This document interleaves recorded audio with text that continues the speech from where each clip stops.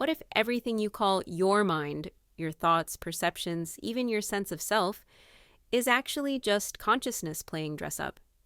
That's the radical perspective Rupert Spira explores in this clip. But today, we're going to test this idea through 3 lenses modern seekers care about. 1. Neuroscience. What brain scans reveal about mind versus awareness? 2. Direct experience.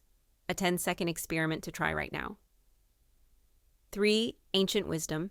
How this matches Buddhist pure mind teachings. This isn't just philosophy. We'll examine practical implications for meditation, anxiety, and daily life. I'm Sapphire, and this is The Elixir, where profound teachings meet real-world application. Here is Rupert. The word mind in 2 different ways. I use it in a very specific way just to mean thoughts and images, as opposed to the perception of this room. That's a perception, or as opposed to a sensation, which would be a headache, for instance. So sometimes I use the word mind very narrowly, basically to mean thoughts, or thoughts and images. But I also use the term in a more general way to include all thoughts, sensations, and perceptions, all thoughts, feelings, sensations, and perceptions. So there, the term mind covers everything that we experience objectively. And actually, when Ramana Maharshi uses the word thoughts, he just said a bundle of thoughts. What he meant was a bundle of thoughts and perceptions. Although the word he used was thoughts, he really meant the totality of objective experience. That's the finite mind. Why? Because everything that is experienced objectively is finite. It has a limit, either in time or space. So those are the 2 ways in which I use the word mind. What is mind? If we explore the stuff that mind is made of, all that's there is consciousness. Right.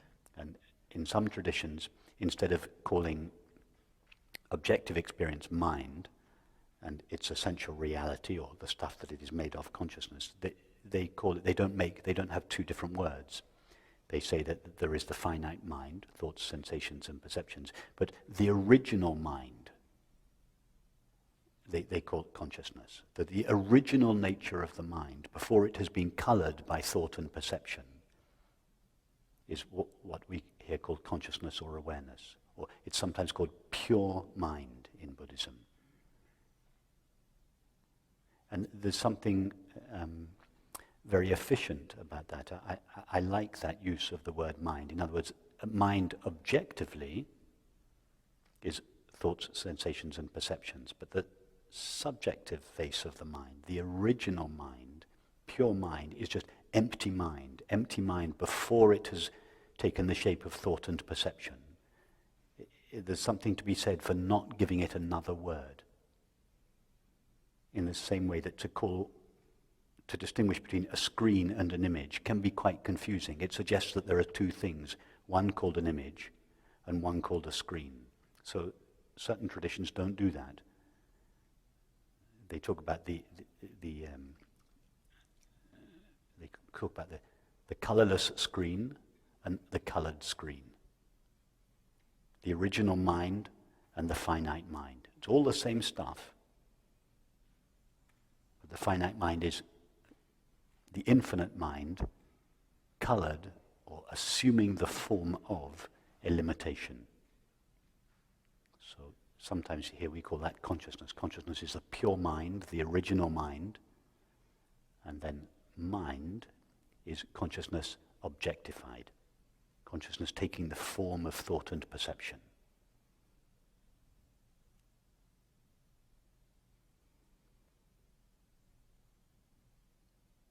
So the finite mind is the image. Pure mind or pure consciousness is the screen.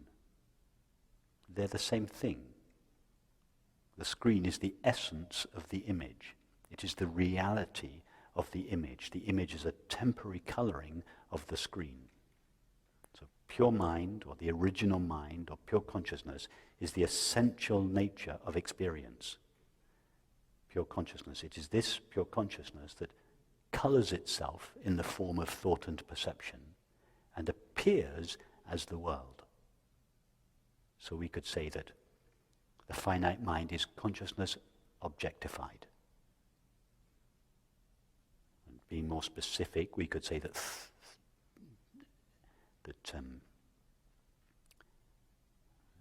time is consciousness objectified by thought.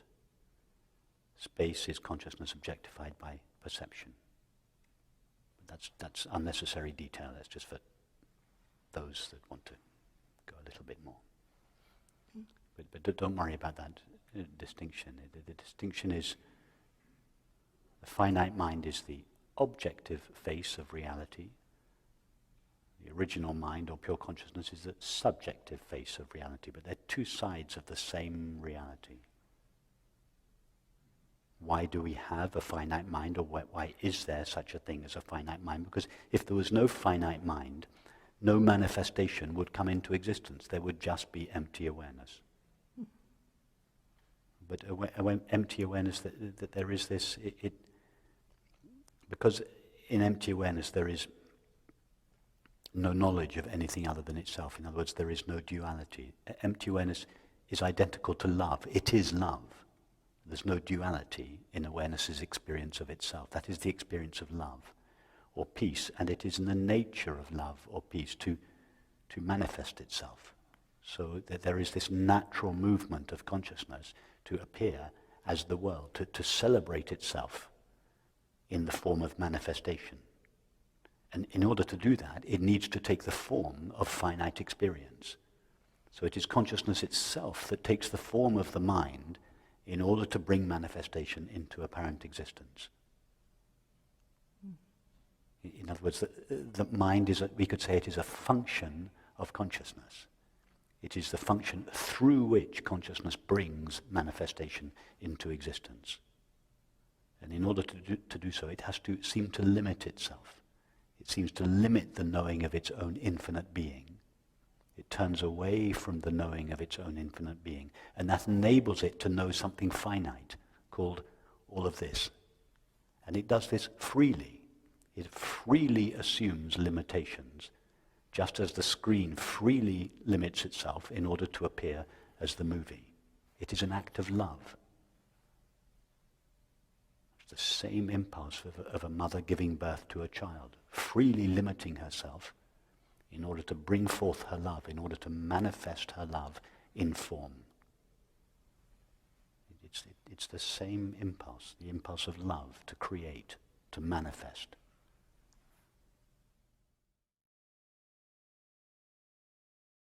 So what can we actually do with this insight? Here are 3 ways to work with Spira's teaching today. The screen test. When stressed, ask, am I the image, thought, or the screen, awareness? Journal. Prompt. Where do my thoughts go when I'm not thinking them? Scientific connection. Research shows from a 2024 study that mindfulness changes brain structure.